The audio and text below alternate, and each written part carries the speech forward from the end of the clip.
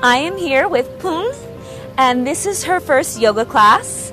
And as it's a class with me, we're going to work on plank pose first, which means we need to prepare your wrists and forearms. All right, so come on to hands and knees position. So where your knees exactly are underneath your hips, and spread your fingers out a little bit. Yep. And then in this position, you want the base of your index finger to be the part of the mat, the part of the hand that grounds into the mat the most. And then you'll move the weight into the base of the middle finger, ring finger, and pinky finger. And then you'll move that weight through the length of your fingers into the fingertips and press down. So you don't want to be leaning on the back of your wrist. No, you can keep it down. But you want, so the back of the wrist is on the ground, but in your mind, you're trying to lift it a millimeter up. Okay? In your mind, yeah. And then try to move the shoulders away from the ears. Lift right here. A little bit more. Good. Okay, and then sit back on your ankles. Do you feel any pressure in your wrists yet? Yeah? Really Tight in your forearms? Is it like a muscle is working, or is it like... It's like a muscle working. Like a muscle working. Okay.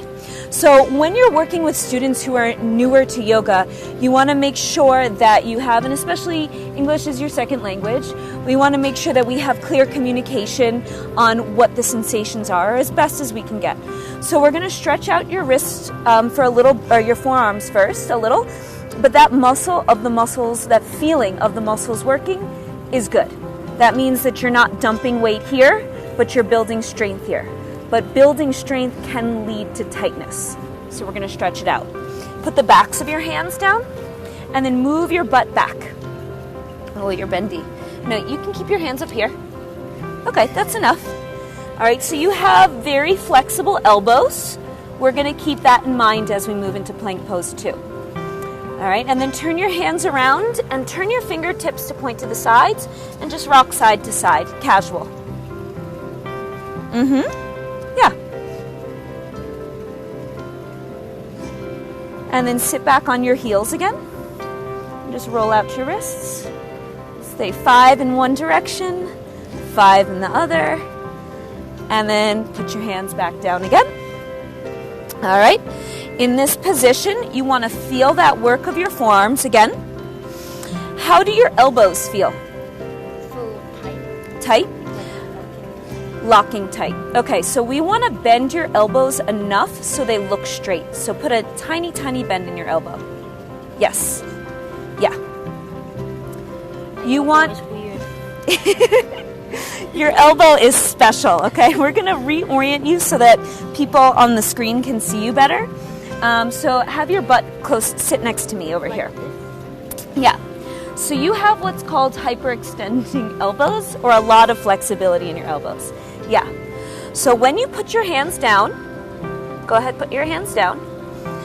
Roll this muscle toward your hips. Just that way. Good. That's all. And then press this guy down as well. So sit back for a moment. The way the arm works in plank pose, in down dog, in handstand, is the upper arm rolls this way and the forearm rolls this way. So it's like a rug burn. That's how my teachers once described it to me. So take your arms forward and turn your palms up. So you're turning the palms up from the shoulder now. Okay? Keep the upper arm like that, but just turn your hands down. That's your plank pose arms. Okay? Good. Now to take your hands down. Because you're very flexible, we don't want to sink in the joint. So your plank pose is actually going to be causing you to build more strength than other people. People who are tighter don't need as much strength to stabilize that joint, but because you're so flexible, you need a little extra strength to stabilize. So that means instead of sinking into that part of your joint, you're going to put a tiny bend so most people wouldn't even know you're bending your elbow. It's what in yoga we call a micro bend, but it's bent enough so it still looks straight. Make sense? Okay, let's do that over here. Good. Yeah, right there is good. All right. So now walk your knees back so that they're underneath your hips. Okay? Try to move your shoulders down your back, but also move your torso forward enough so your shoulders are over your hands, not your wrists, but your hands. When the shoulders are over the wrist, that can cause dumping in the base of the wrist of the weight. We want to move the weight forward again. Now step your feet back into plank pose. So top of a push-up like this. From here, step and step. Boom. Excellent. Okay. Take your shoulders forward, or your chest forward, I should say. Lift from here. Extend your spine forward. This looks really good. And then let's just lower your butt a little bit in space.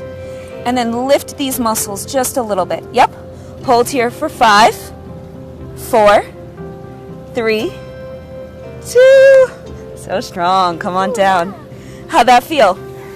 It's feel good. It feels like really tight and burn. Yeah, awesome. If you like tight and burn, you're going to love my style yoga. We love the burn. Okay, so we're going to add another layer to it since that went really well. Everything is the same, but the energy of the hands comes together. So you feel these muscles turn on more.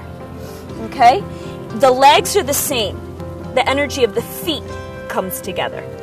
So you want to think, even though the feet, they can touch or not, whichever is more comfortable for you.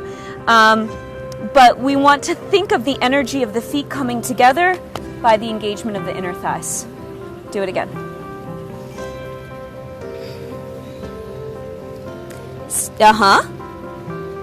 Step the feet back.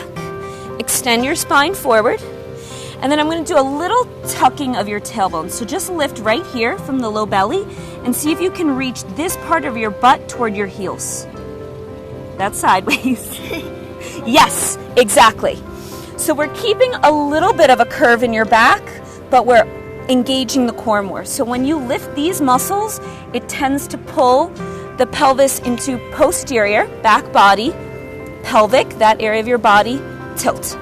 Chest forward, a little bit more. Relax these guys for another 3, 2, and relax.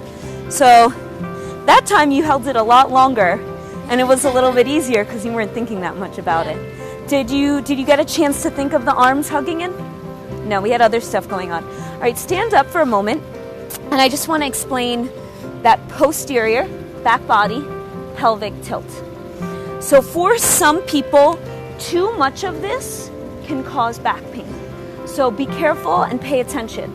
But eventually, for learning things like handstand and crow pose and stuff like that, you want to be able to tuck your tailbone and lift the front of your pelvis.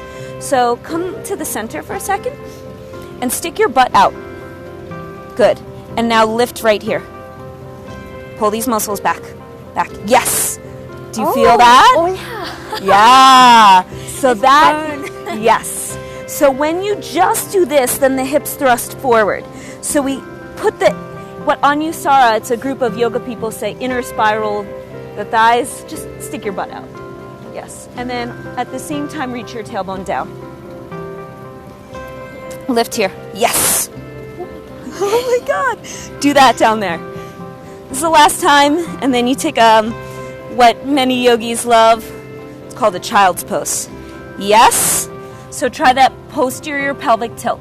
Lift. Yep. That's it. Shoulders forward more. Chest forward. Chest forward. Keep that lift to the belly.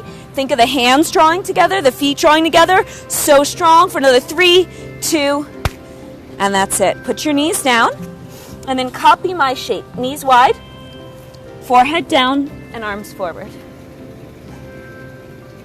Good work. You give it a try. That was awesome.